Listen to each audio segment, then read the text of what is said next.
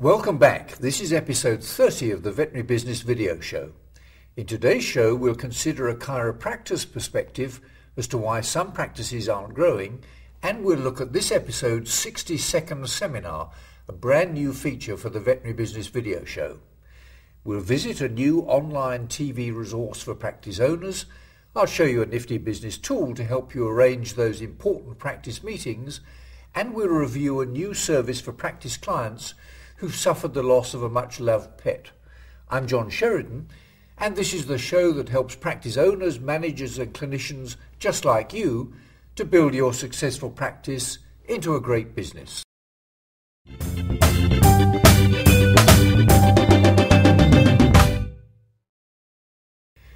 I recently had an opportunity to attend a meeting of vet partners and the CVC conference in Kansas City.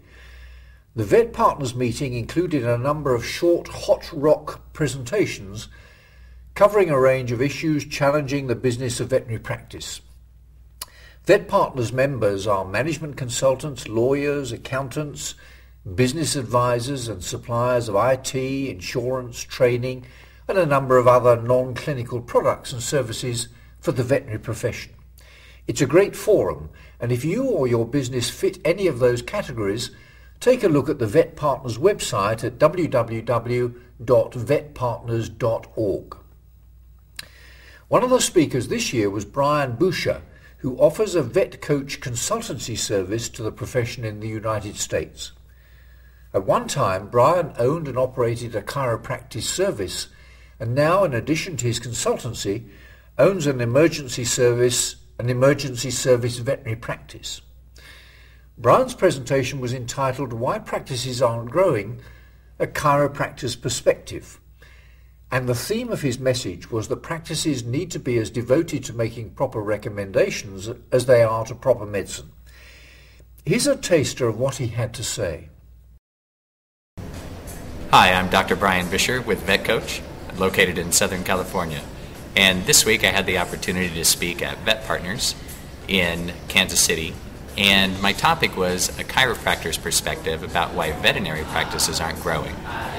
And one of the key results that we find is that veterinarians have relied on their reputation for quite a long time to build their practices, that virtually by the laws of gravity, patients have fallen through the door.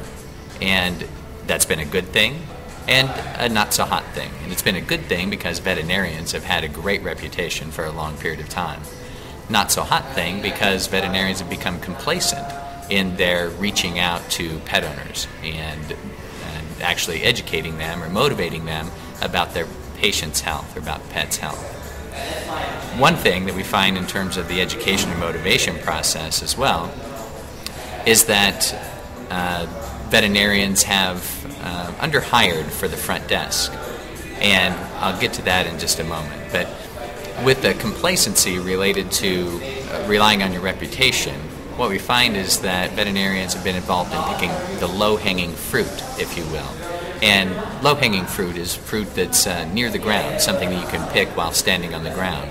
But that leaves about 2/3 of your harvest still remaining up in the tree. And that's what we see in the United States today, is compliance rates right around 1/3. And that correlates quite well with low-hanging fruit. So in order to elevate practices, in order for practices to grow, they need to reach outside the four walls of the practice and figure out how I'm going to reach people, how am I going to reach new people and bring them in. And one of the things that we actually find in the United States is that people are already calling into the practices. But my second point, because they've underhired for the front desk, they're not actually making appointments when they should be making appointments. With that underhiring, there's really two realities that we find. One is that